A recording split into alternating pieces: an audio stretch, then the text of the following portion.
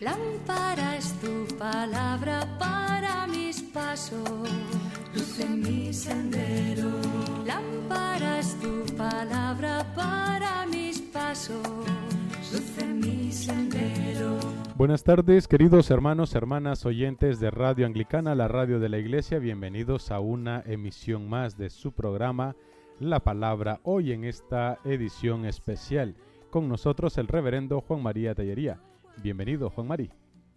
Muchas gracias, reverendo Noel. Muy buenas tardes a ti, a todos los equipos de Radio Anglicana y, por supuesto, a todos nuestros radio oyentes. Totalmente, como siempre, saludamos a los hermanos que nos sintonizan a través de la transmisión de Radio Anglicana en las aplicaciones móviles, en nuestra página web, aquellos que nos ven y nos escuchan también en la transmisión de vídeo en este momento. Gracias por estar con nosotros aquí en Radio Anglicana en su programa La Palabra. Hoy también saludamos a los hermanos del Radio Escuchas de Radio San Juan y Radio San Mateo que se unen a nuestro programa.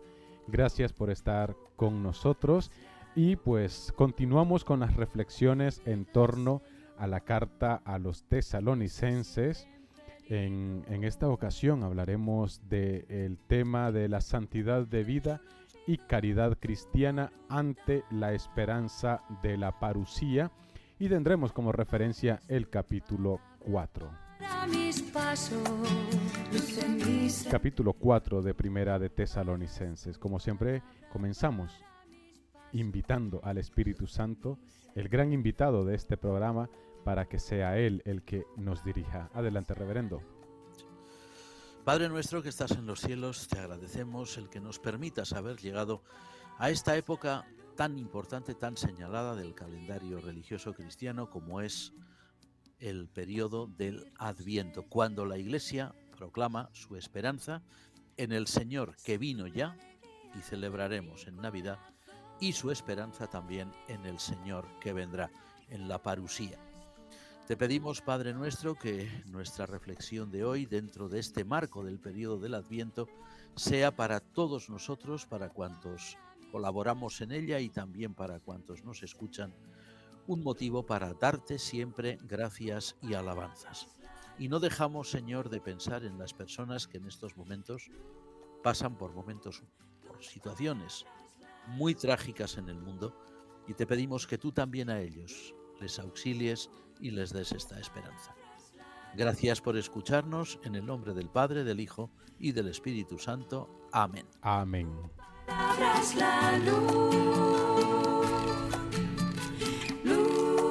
Bueno, como os anunciábamos, santidad de vida y caridad cristiana ante la esperanza de la parusía. Analizamos y tendremos como referencia el capítulo 4 de Primera a los tesalonicenses. Bueno, pues vamos a entrar de lleno, Juan Mari. Anteriormente hablábamos y hacíamos una pequeña referencia a casi al contenido de lo que hoy tratamos en el tema, ¿no? La esperanza ante la parusía. Mirábamos de que en varias ocasiones se repite continuamente este misterio para los cristianos, o esto que nosotros esperamos, que es la manifestación gloriosa de nuestro gran Dios y Señor Jesucristo, como nos dice la Escritura. Y exactamente aquí en esta carta se dedicó mucho tiempo para hablar de la parusía. Y yo creo que es muy importante, sobre todo en este tiempo de Adviento, que las lecturas están enfocadas en recordarnos que debemos estar preparados porque el Señor viene en el momento que menos lo esperemos. Juan Mari. Así es, efectivamente, hemos de tener en cuenta que para la Iglesia antigua, y la epístola primera a los tesalonicenses es, como dicen muchos especialistas, pues el testimonio más antiguo cristiano que existe, el primer escrito que conforma el Nuevo Testamento y lo que será luego después también la literatura cristiana. Pues aquí en esta carta concretamente ya se hace alusión clara, ¿no? Como hemos estado ya viendo en algún programa anterior, en los capítulos anteriores, que aunque eran un tipo de capítulos pues, que tenían una temática muy importante, pues ya anunciaban también esta parusía, que ahora ya será más patente a partir del capítulo 4, y en ello pues nosotros siguiendo aquella línea trazada, ¿no?, por aquellos cristianos primitivos, pues hoy también, en el día de hoy, y máxime en un periodo, como hemos dicho, ¿no?, el periodo del Adviento, pues también nosotros pensamos, nosotros reflexionamos acerca de esa parusía, ¿no?, del Señor que va a venir. Y a lo largo de todo el año, a lo largo de todo el año, la lectura personal que haga cada uno de las Escrituras, pero incluso la liturgia de la Iglesia, cada liturgia dominical, nos está recordando constantemente, sobre todo al celebrar el sacramento eucarístico, que el Señor va a volver. Es decir, que el tema de la parusía dio color al cristianismo primitivo, como se ha quedado registrado en el Nuevo Testamento, como se ha conservado en la liturgia y en la tradición cristiana, y hoy también pues es uno de los grandes impulsos que tiene la Iglesia para cumplir con su misión en el mundo.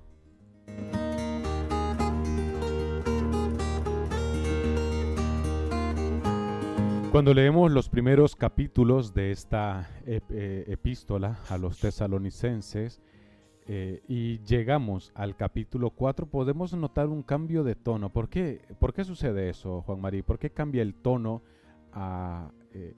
de esta epístola exactamente cuando comenzamos el capítulo 4? Capítulo 4 según nuestra distribución de los capítulos, ¿verdad? Sí. Porque eso no era así efectivamente en la antigüedad. No se distribuía los escritos en capítulos y versículos, eso lo hemos hecho nosotros después. Pero fíjate que es importante esta pregunta porque, tal como dicen los grandes especialistas, los que se dedican a trabajar los textos sagrados, ¿no?, desde la óptica, pues, de primero lo que es el idioma original, luego, en fin, todos los indicadores literarios que marcan, pues, un antes y un después, o ese tipo de palabras clave que indican que se inicia un nuevo tema, pues todos estos especialistas dicen que efectivamente los tres primeros, lo que corresponde hoy a los tres primeros capítulos de esta epístola, bueno, pues es una sección muy importante donde se manifiestan, como habíamos visto ya en programas anteriores,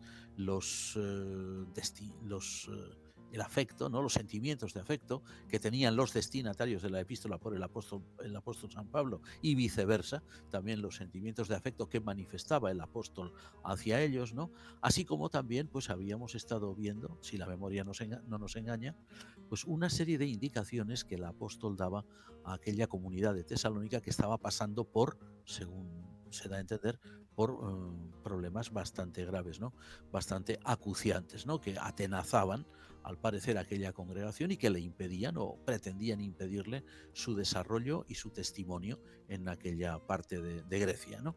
Ahora, sin embargo, es verdad, al iniciarse lo que nosotros ahora ya en nuestra división actual de la epístola llamamos el capítulo 4, ahora entramos de lleno en lo que estos especialistas llaman, fijémonos bien, la parte exhortativa, ¿no?, o la parte parenética, ¿no?, que van a ser los dos últimos capítulos de la epístola, pero ahora tiene en mente que hay algo que va a suceder. Es verdad que la instrucción de San Pablo continúa, da precisiones muy grandes a los cristianos de Tesalónica, mostrándoles cómo deben vivir de manera efectiva, cómo deben plasmar, materializar, si queremos decir así, de una manera efectiva esos principios que habían aprendido, y desde luego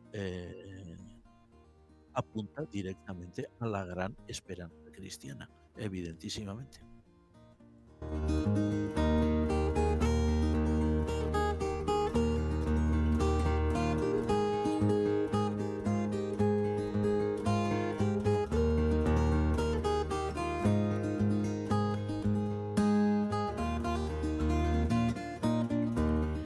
El apóstol San Pablo intenta, o al menos eso podemos percibir, que empieza a instruir a los tesalonicenses en la pureza. ¿Qué significado tiene esto? ¿Por qué este esfuerzo de Pablo en instruirlos en pureza, y a qué tipo de pureza se está refiriendo?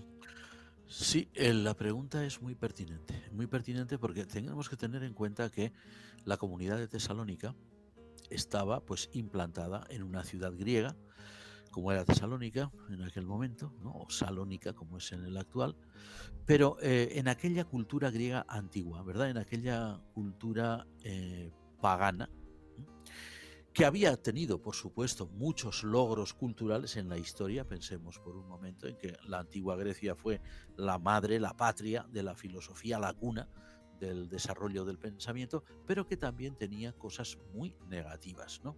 Como por ejemplo el sistema esclavista, unas sociedades basadas en la desigualdad social, en el hecho de que hubiera personas que no eran ni siquiera personas desde el punto de vista legal, que eso era una aberración, pero es que también las sociedades clásicas, paganas, como fue la sociedad griega que conoció el apóstol San Pablo, bueno, greco-romana, ¿no? Los romanos también iban más o menos en la misma línea. Uno de los puntos más negativos o menos agradables, si queremos decir así, de aquellas sociedades paganas, de aquella sociedad greco-latina pagana, era la degradación a la que se había llegado desde el punto de vista sexual, de la vida sexual de las personas, ¿no? Fijémonos que aquí aparece en este texto una palabra griega muy clara, ¿no? Una palabra griega muy clara, es la impureza, pero que en el griego del Nuevo Testamento y en el griego en general antiguo se decía porneía, que a veces se traduce como fornicación. A ver, no es que, y esto es importante que lo tengamos en cuenta, cuando San Pablo está hablando a los tesalonicenses y les está instruyendo para que vivan de una forma conforme a la pureza que propugna el Evangelio, atención a esto. No se trata, y lo decimos porque lo hemos escuchado en ocasiones o hasta lo hemos leído en ocasiones, ¿no?, que esto era una obsesión enfermiza del apóstol San Pablo, pues por este tipo de asuntos, ¿no?, por este tipo de temas. No hay nada más lejos de la realidad que pensar de esta manera. El apóstol San Pablo no vivía obsesionado por estas cuestiones, pero sí que vivía preocupado porque él contemplaba en aquel entorno de cultura pagana, de la antigua cultura griega o la antigua cultura romana, en el que él se movía, un uso completamente desordenado, un uso completamente fuera de razón de lo que es el sexo, que tiene pues una finalidad o unas finalidades, no solo una, muy claras en la vida humana, ¿no? Él veía que aquellos paganos antiguos lo que hacían era utilizarlo de tal manera que la persona humana quedaba totalmente rebajada, la persona humana quedaba totalmente posificada, como si fuera simplemente un objeto. O sea, era pues una situación desgraciada, porque era un uso de algo que es un don de Dios para bien del género humano, un uso tan diametralmente opuesto al propósito divino, que en vez de engrandecer a la persona humana, lo que hacía era rebajarla, y lo que hacía era, pues como decimos, cosificarla, ¿no? Casi como si fuera simplemente, pues eso, un mero objeto que se puede utilizar y se puede dejar o se puede tirar cuando uno lo quiera.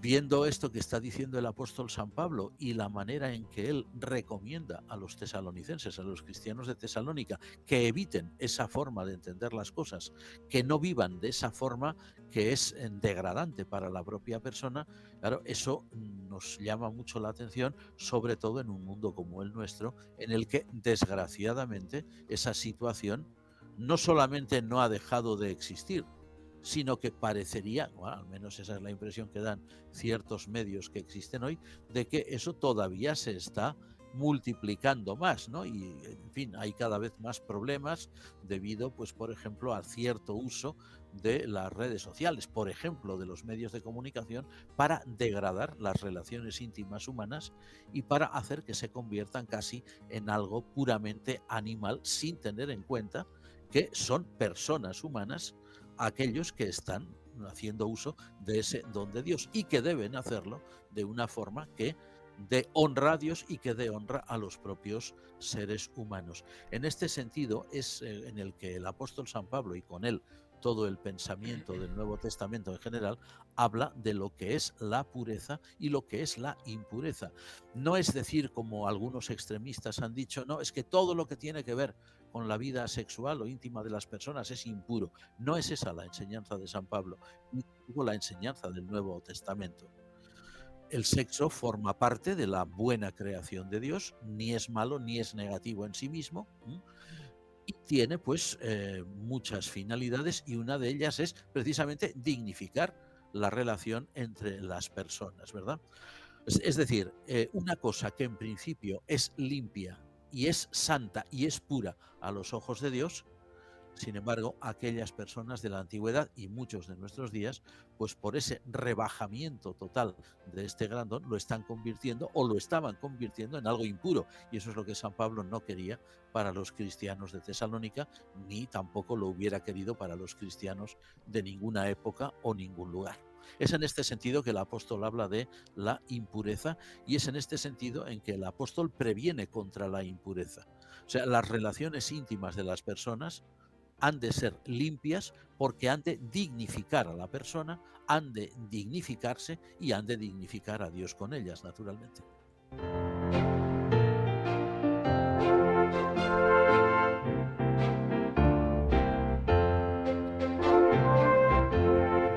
Continuando la lectura, nos encontramos aquí un versículo que les dice el apóstol San Pablo: pero acerca del amor fraternal, no tenéis necesidad de que os escriba, porque vosotros mismos habéis aprendido de Dios que os améis unos a otros.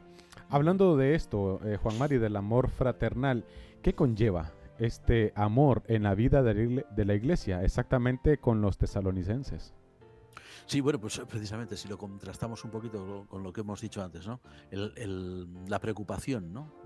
Preocupación angustiosa del apóstol San Pablo porque los creyentes vivieran una vida de pureza, incluso en sus relaciones íntimas, ¿no?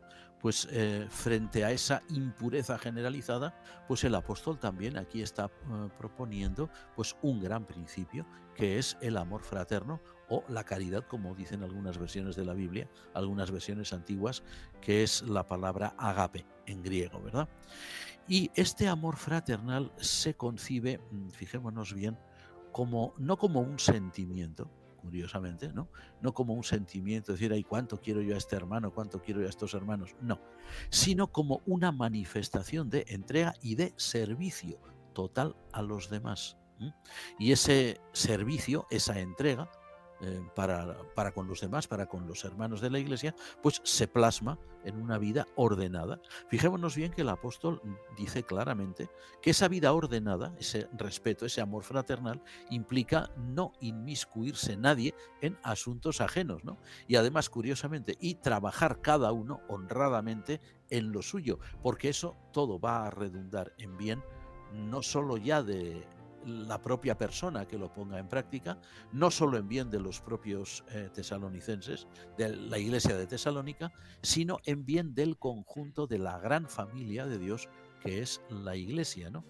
No olvidemos que San Pablo decía en el primer capítulo, que los tesalonicenses eran un ejemplo vivo para el resto de las iglesias de aquella zona, ¿no?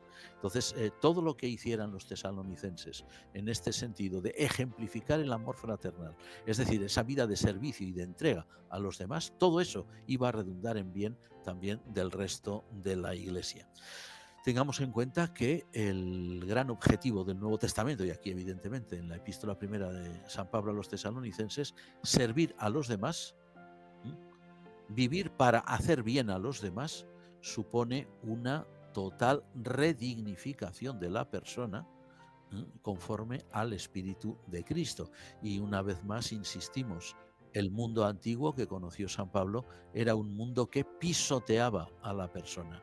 Era un mundo en el que los débiles, los indefensos, no tenían ningún tipo de dignidad, se la habían quitado, y ya por supuesto a los que eran esclavos, que ni siquiera se les concedía el derecho a considerarse seres humanos, ¿no? Según las leyes eran simplemente objetos, ¿no? Objetos de uso particular de quien los adquiriera, de quien los comprara. San Pablo, al presentar el gran ideal del amor fraternal, lo que está diciendo es que todo aquello, todo ese patrón social, eso es aberrante, eso no es lo que Dios quiere, y Dios quiere unas sociedades humanas reedificadas sobre otros principios diferentes, reedificadas sobre una concepción diferente de lo que es el ser humano y diferente de lo que es la realidad.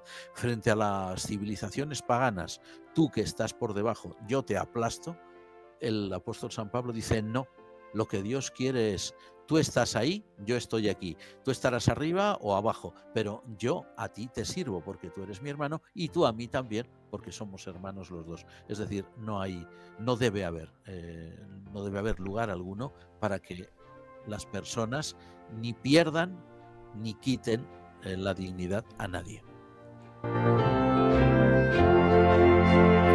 En nuestro rito de consagración, después de repetir las palabras de Pablo en 1 de Corintios 11, del 23 en adelante, después del momento sublime de la consagración, una de las intervenciones que después de las palabras de la anamnesis, lo siguiente que solemos decir en nuestro rito es el versículo 27, si mal no recuerdo, o 29, que nos dice: cada vez que comemos de este pan y bebemos de esta copa, anunciamos la muerte del Señor hasta que Él venga en gloria. Que algunos otros ritos suelen resumir este verso cuando dicen Cristo ha muerto, Cristo ha resucitado, Cristo volverá, más o menos es la idea. Bueno, pues entonces hay en varios escritos de las cartas paulinas se hace mucha referencia a la parusía, pero no tanto como sucede aquí en esta epístola, en esta primera a los tesalonicenses. ¿Por qué pasa eso, Juan Mari? ¿Por qué San Pablo se refiere a la parusía del Señor en las formas que lo hace en esta epístola? Muy detallada, sí, podríamos decir. Sí, más que en ninguna otra, efectivamente, sí, como acabas de decir, y muy bien. Sí, hay alusiones, ¿verdad? En el epistolario paulino, en el Corpus Paulinum, como dicen, pues hay muchas alusiones y muy distintas, ¿no?, a la parusía del Señor. Pero efectivamente, vamos a decir, casi descripción detallada de ese evento como el que leemos aquí no existe en ningún otro. Claro, a ver, ahí tenemos que tener en cuenta que el tema de la parusía, como habíamos indicado anteriormente, la venida del Señor, y nos viene de maravilla ahora, ¿no?, que estamos en el periodo del Adviento, como decíamos también. Bueno, pues conformaba uno de los grandes capítulos de la esperanza cristiana, de la Iglesia primitiva y, por supuesto, también por derivación, pues, de toda la Iglesia universal hasta el día de hoy, ¿no? A ver, la Iglesia ahora, lo mismo que la Iglesia de la época de San Pablo, la Iglesia espera al Señor, ¿no? La Iglesia es consciente de que vino, por eso celebramos la Navidad, después del periodo del Adviento precisamente, pero la Iglesia también es consciente de que el Señor va a regresar, ¿no? Aguarda su venida y, más todavía, la Iglesia desea ser testigo de ese glorioso evento.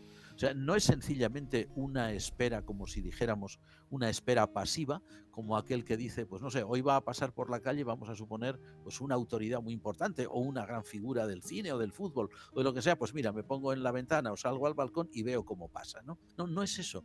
La Iglesia no simplemente se limita a decir, espero a que Cristo venga y ya está. No, es que la Iglesia trabaja, la Iglesia sirve, la Iglesia proclama, la Iglesia aguarda y la Iglesia desea estar en esa gloriosa venida del Señor, ¿no? Desea formar parte de ella, no ser simplemente una espectadora pasiva que está viendo como si fuera, pues, una película o un acontecimiento que sucede en la calle, ¿no? La Iglesia desea participar en él, ¿no? Es evidente que en la comunidad de los tesalonicenses, como leemos aquí en estos últimos versículos del capítulo 4 de esta epístola, es evidente que había tesalonicenses, cristianos de Tesalónica, que estaban muy tristes porque alguien les había debido infundir la idea de que los que habían fallecido ya, los que habían muerto, y claro, lógicamente el Señor no había regresado todavía, como era evidente, pues que esas personas no serían testigos de ese glorioso suceso, ¿no? Es decir, que no participarían de él. A ver, San Pablo lo que va a hacer, aparte de recordar una vez más este gran evento, o sea, de reavivar la esperanza de la Iglesia, la fe de la Iglesia, lo que va a hacer San Pablo es replicar a esa idea falsa, a esa idea pues completamente opuesta a la enseñanza del Evangelio, y lo que va a hacer es afirmar con claridad que todos, y esto es una de las cosas más bonitas que nos enseña esta epístola, es que todos vamos a estar en la segunda venida del Señor, todos sin excepción. A ver, ¿quiénes? Los que en el momento en que se produzca ese acontecimiento, pues estemos vivos o estén vivos, si es que no vamos a ser nosotros. Pero dice también los que hayan fallecido antes, porque el Señor los va a traer consigo, ¿no? Y les va a permitir vivir la experiencia de la resurrección, que es uno de los grandes misterios, pero de los más hermosos también, enseñados por las Escrituras. Es decir, que vamos a decirlo así claro, ¿no? Ninguno nos vamos a privar de ser testigos y participantes muy directos en la parusía del Señor. Todos nos vamos a encontrar allí, los que han vivido en siglos pasados, los que vivimos en el siglo presente y los que, si Dios quiere, puedan vivir en siglos futuros. Estaremos todos juntos allí y estaremos con nuestro Señor participando de su parusía, de su venida, algo extraordinario.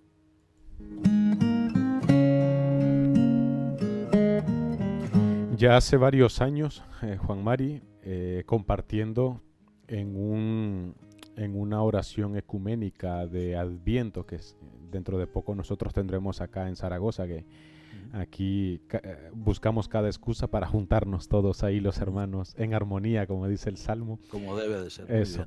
Entonces, compartiendo una reflexión en uno de estos acontecimientos, compartía que la iglesia primitiva creía en una parusía inminente, en un retorno del Señor inminente. O sea, dentro de los próximos 10 años es posible que ya esté por acá. Y ese sentimiento tenía mucha fuerza en la iglesia primitiva. Algunos hermanos pues se sorprendieron de estos detalles compartidos. Y ante esto, si quieres añadir luego algo referente a este pensamiento de la iglesia primitiva, maravilloso. La pregunta sería, ¿tú crees que Pablo, el apóstol Pablo, creía que él estaría, o sea, que en su tiempo, antes de que le llegara la muerte, sucedería la parusía? No me cabe duda de que sí. No me cabe duda de que sí. Tal como él escribe, o sea, tal como se lee ahí en Primera Tesalonicenses, y como decíamos, es el primer escrito, ¿no? O por lo menos el primer escrito cristiano que nos ha llegado. Sin duda, él lo creía. Y no nos tiene que extrañar que lo creyera. Fijémonos que las propias palabras de Jesús, del Señor, en relación con este asunto, nunca dijeron o nunca dejaron entender que su parusía, su segunda venida, iba a prolongarse siglos y milenios, ¿no?, en el tiempo futuro. Al contrario.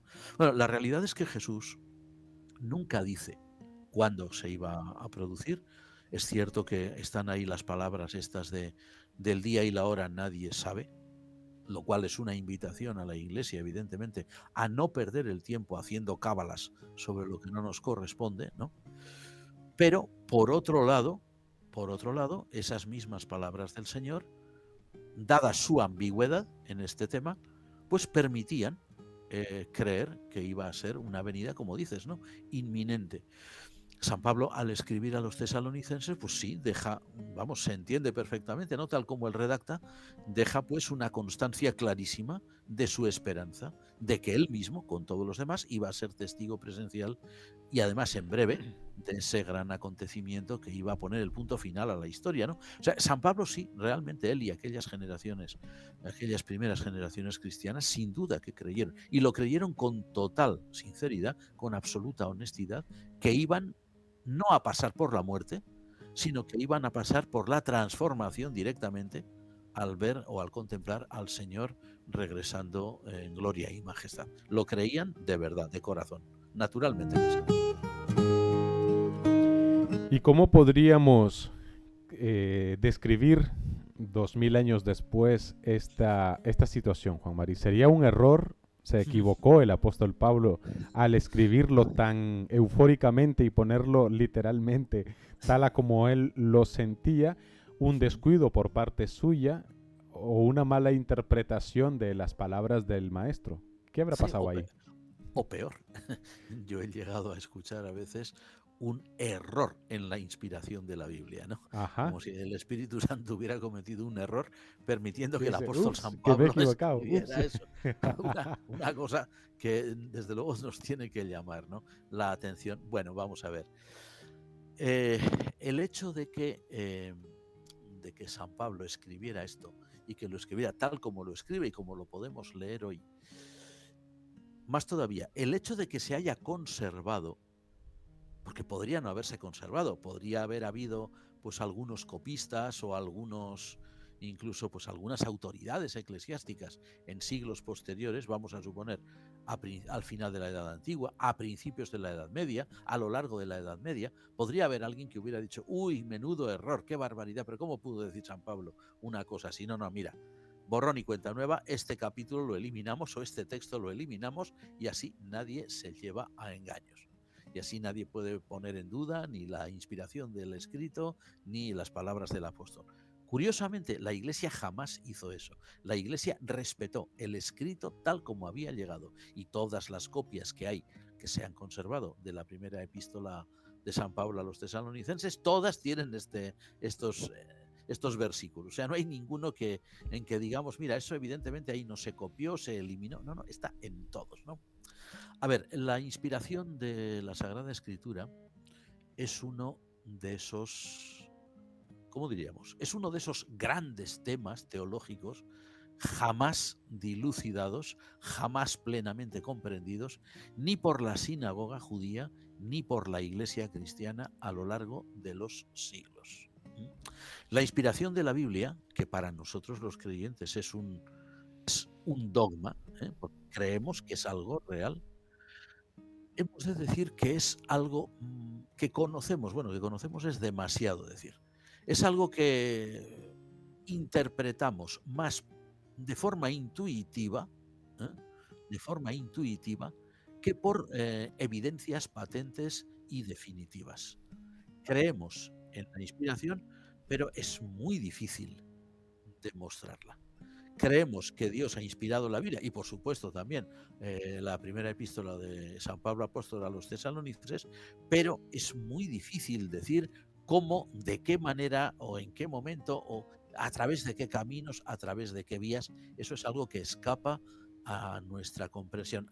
Siempre hay algo que nos dice que Dios habla a través de la Escritura, que Dios se comunica a través de la Escritura, pero jamás lo hace, y esto es muy importante, anulando la personalidad o el estilo del escritor en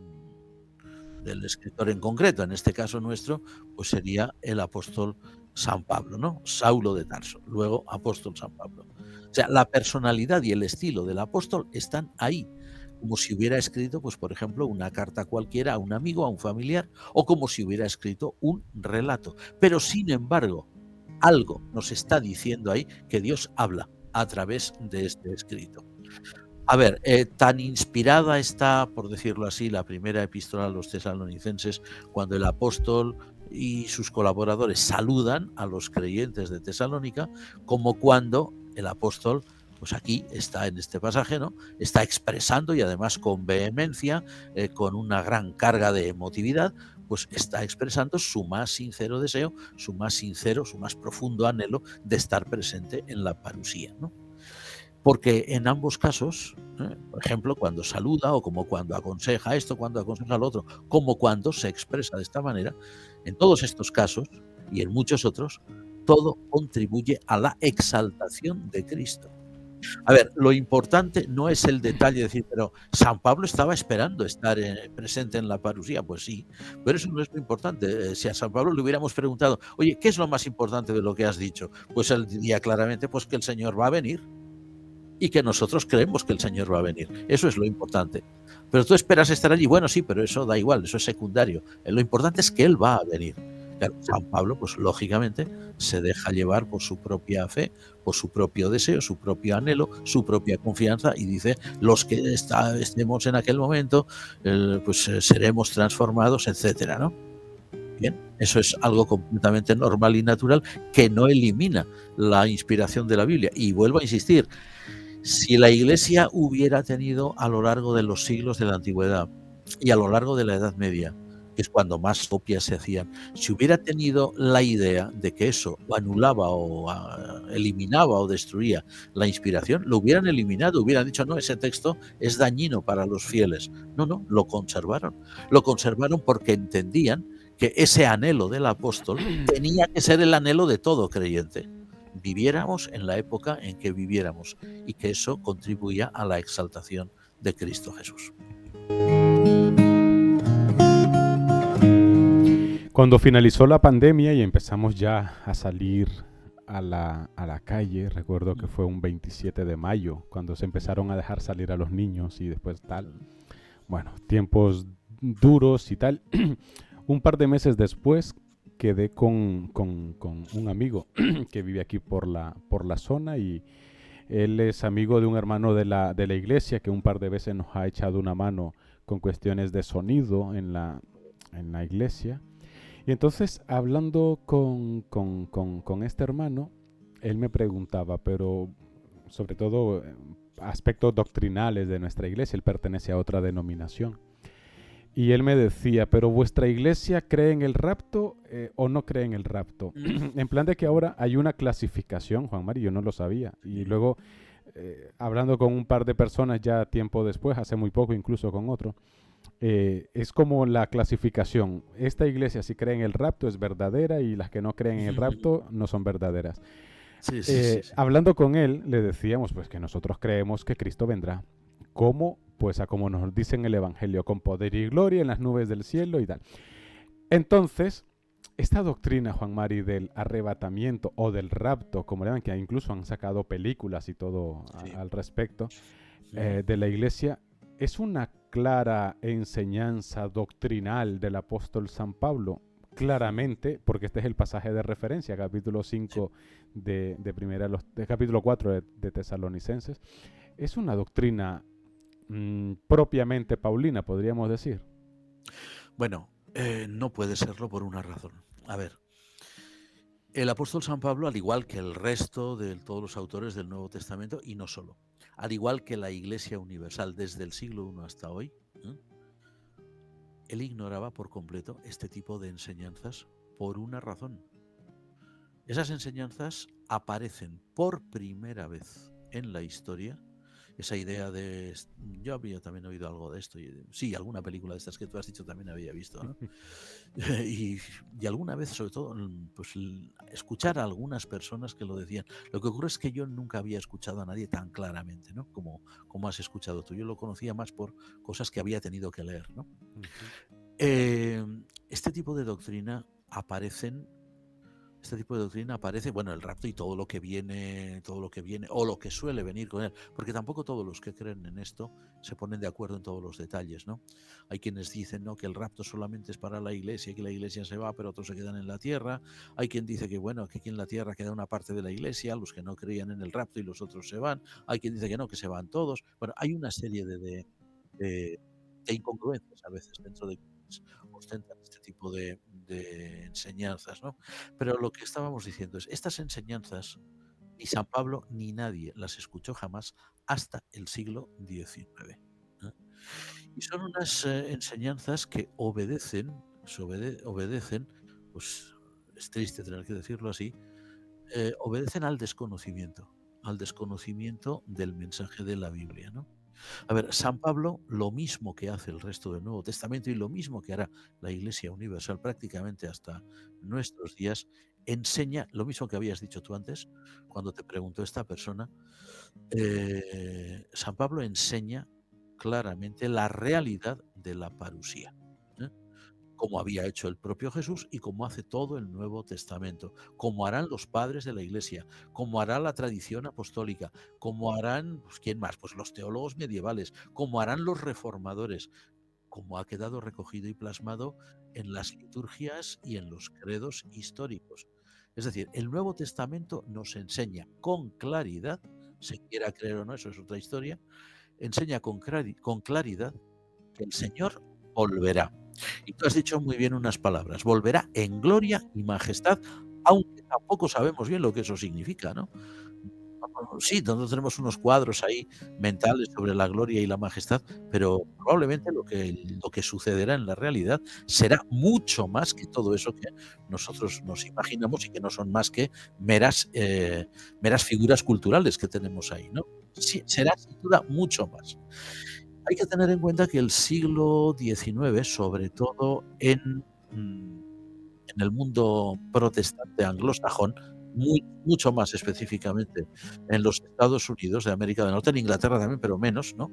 Lo que provocó fue un desbordamiento de fantasía religiosa que dio como resultado, pues, doctrinas como estas, que nunca habían existido en el seno del cristianismo, ¿no? U otras de grupos fundamentalistas, ¿no? A ver, el texto de Primera Tesalonicenses, capítulo 4 y también 5, no da pie a nada de todo ello, ¿eh? A no ser que se efectúen, claro, lecturas completamente descontextualizadas, lecturas llenas de imaginación, lecturas que hacen polvo lo que es el texto en sí mismo, ¿no? Entonces, yo recuerdo a alguien que una vez decía que el arrebatamiento se enseñaba claramente en la primera epístola a los tesalonicenses, porque San Pablo decía: seremos arrebatados y estaremos siempre con el Señor. Vale, es cierto, seremos arrebatados y estaremos con el Señor, pero eso no quiere decir lo que se enseña por ahí como el arrebatamiento. Significa que todos, como decíamos, estaremos presentes en la parusía de Cristo, ¿no? No significa todo lo que después de ahí se ha derivado y que desgraciadamente es una manifestación de fantasía desbordada y, como decíamos, lo más lamentable de una triste ignorancia de la enseñanza de la propia Biblia o de lo que los textos bíblicos indican en sí mismos. Es así.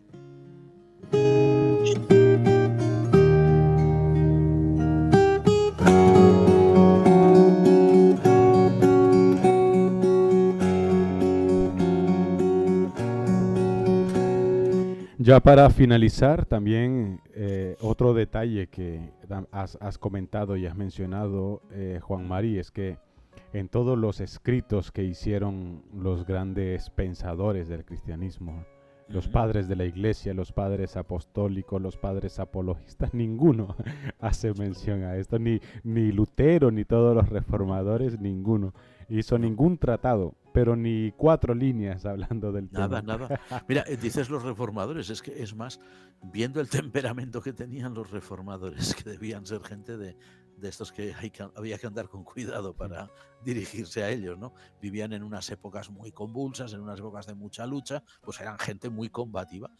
Alguien se presenta ante Lutero, ante Calvino, ante Zwinglio, ante los reformadores de habla española, Casiodoro, Cipriano, del Corro y todos aquellos, o los de otros lugares, y les dicen esto, hubieran dicho: esto es una herejía intolerable, ¿no? A la hoguera, dice. A la hoguera, sí, tal como era el espíritu de aquella época, sí, no nos extrañe nada, no.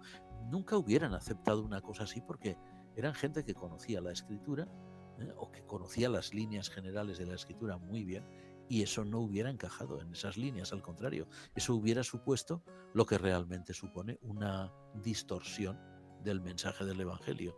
A ver, el mensaje del Evangelio, que se orienta a todo él, fijémonos bien, como en los propios Evangelios, aquí San Pablo en la epístola a los primeros tesalonicenses o los demás escritos neotestamentarios, todo se orienta al hecho de la parusía, a la recepción de Cristo que viene a buscarnos y a estar con Cristo todos los que vivan, los que ya no vivamos, los que vivamos y los que ya no vivan. No sabemos cuándo será. Pues eso, estas doctrinas lo que hacen es romper todo esto, porque luego ahí fragmentan una serie de...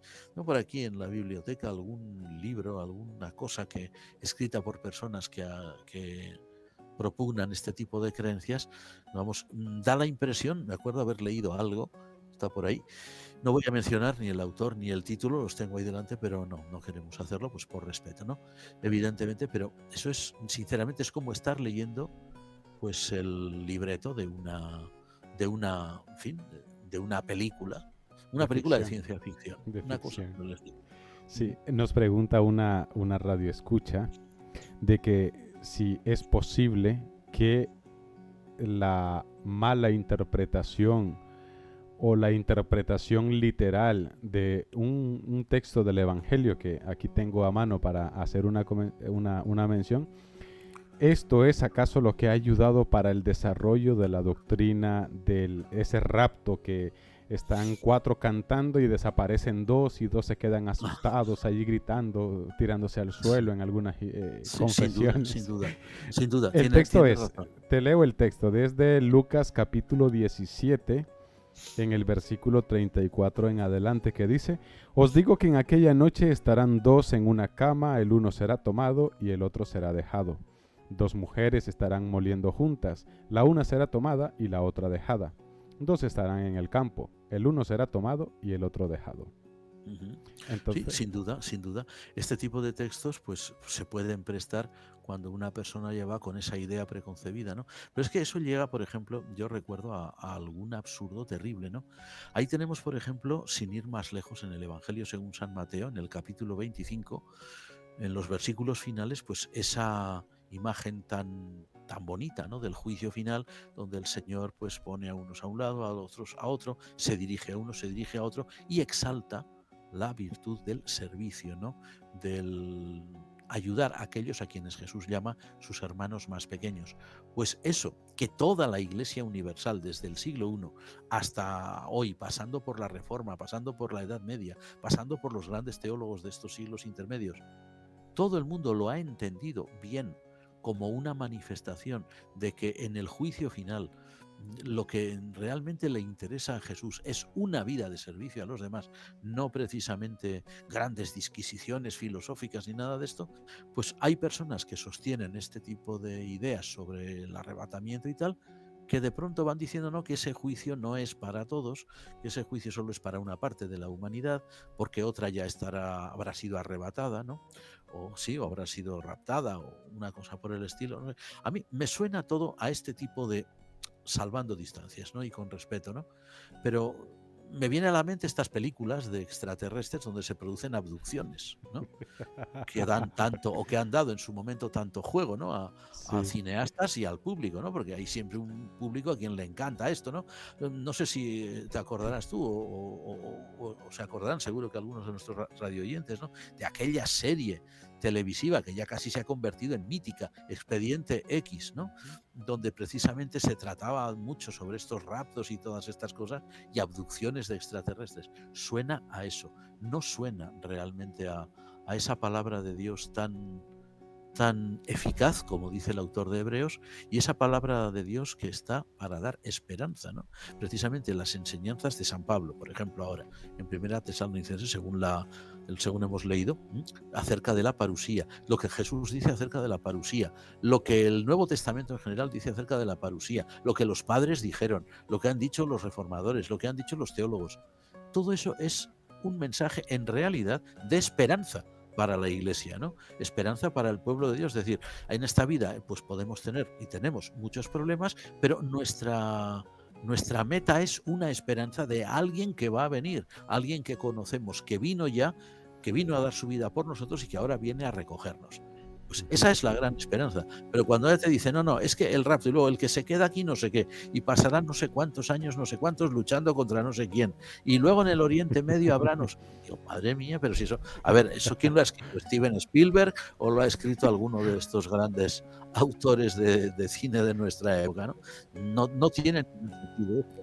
Sí. Destruye por completo la imagen de estabilidad, de esperanza y de seriedad que proclama el Nuevo Testamento, San Pablo en Primera Tesalonicenses, por ejemplo. Totalmente. Yo creo que es muy importante, primeramente, la compatibilidad teológica cuando vemos aspectos doctrinales como esto, porque han sucedido muchos cismas, han habido divisiones en el cristianismo, pero se ha mantenido esa compatibilidad teológica, podríamos decirle, ¿no, Juan Mari? Sí, creo que es el término.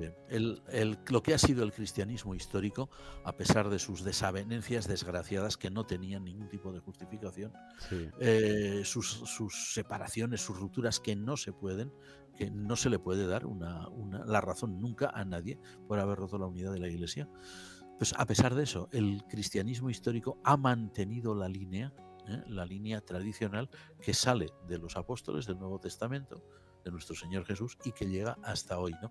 Y eso es lo que permite hoy el diálogo ecuménico. El diálogo ecuménico consiste en que hay una base que nos une, y una base común que es mucho más grande de lo que nosotros nos imaginamos. Pero todo lo otro es, ya digo, pues da la impresión de que sea una manifestación de pura fantasía, ¿no? Totalmente. Y muchas veces estas cosas también se utilizan, así como hay unos que utilizan el diezmo para marcar la diferencia entre los hermanos que diezman y los que no, los hermanos que dan la totalidad y los que dan una parte. Pues también la otra vez me saludaba una persona, pero vecino, pero de tal. Y decía, siervo, ¿está preparado para el rapto? Porque hablábamos del Adviento, ¿no? Que nos adelantamos. ¿Está preparado ya para el rapto? Y yo dije, madre mía, pero esto sonará como, no sé, como un delito, ¿no? Vamos a ir a raptar a alguien. Digo, sí, pues preparados para el rapto, esperemos que no nos rapte nadie, ¿no? Porque tampoco conseguiría gran cosa, evidentemente. Sí. Pero en fin, es una lástima que realmente existan este tipo de desviaciones doctrinales que incluso pueden confundir a gente sencilla, gente que quiere realmente aprender sobre la Biblia, y se ve con tan mare magnum tan grande de ideas que dice, bueno, pero al final aquí qué hay, ¿no? De hecho, si eso es un lío, eso no merece la pena, ¿no? Sí, totalmente, es desperdiciar muchísima pólvora en nada, porque luego también hay que verlo, Juan Mari, yo creo que esto también hay que decirlo bien, y es que estas personas cuando lo hacen convencidos, o sea, y están seguros, y no lo hacen con maldad, en plan, vamos a engañar a esto para que se vaya a las profundidades del Averno. O sea, lo hacen convencidos y quieren compartir, o sea, pero les ha faltado un poquito más de ir al conocimiento y no quedarse solamente con lo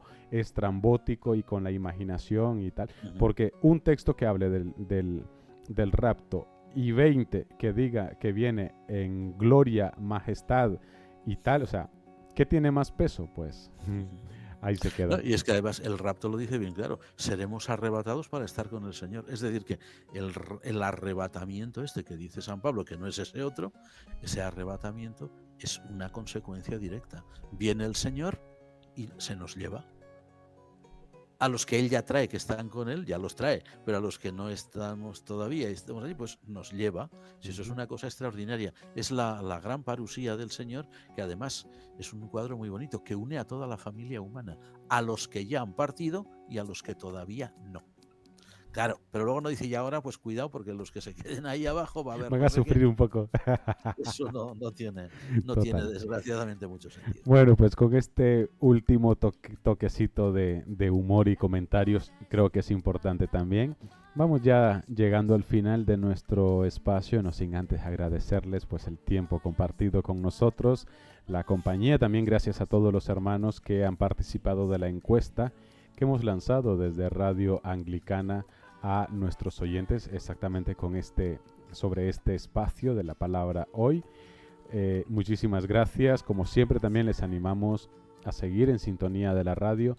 Dentro de menos de 8 días, exactamente dentro de 5 días, tendremos nuestro programa de la palabra hoy en el horario habitual hasta el día de hoy.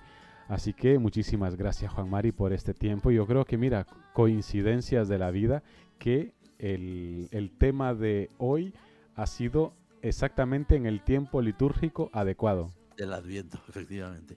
Como también sin duda será el del miércoles que viene, que también estaremos todavía en el tiempo del Adviento, y nos queda poco ya para el Adviento. El Adviento concluirá en Navidad. Totalmente, así que muchísimas gracias también, Juan Mari, por tu tiempo, por tu paciencia, por tu disponibilidad. Gracias por ello. Al contrario, y perdona que te interrumpa, pero gracias a ti, en primer lugar, que nos diriges también. Gracias a todos nuestros hermanos que colaboran y nos hacen el programa. Totalmente, gracias a nuestros oyentes, porque sin vosotros esto carecería de sentido. Así que muchas gracias. En aproximadamente media hora ya tendréis disponible este programa en nuestro canal de YouTube de Radio Anglicana, y en su sección especial de Primera a los Tesalonicenses. Ahí pueden encontrar todos los 4 programas anteriores 4 o 5 programas anteriores de con esta misma temática de Primera de Tesalonicenses. Así que si quieren tener una visión completa de lo que hemos ido tratando hasta el día de hoy, pues ahí tenéis todo esto. Muchísimas gracias a nuestros oyentes, gracias también a las emisoras que nos retransmiten. Que el Señor les bendiga y hasta dentro de 8 días, si Dios así lo permite. Alabado sea Jesucristo. Perdón, dentro de 5 días. Ahí está, dentro de los próximos 5 días nos encontramos. Alabado sea Jesucristo. Amén. Amén. Paso, luz en mi sendero, luz, tu palabra es la luz, luz, tu palabra es la luz, luz, tu palabra es la luz.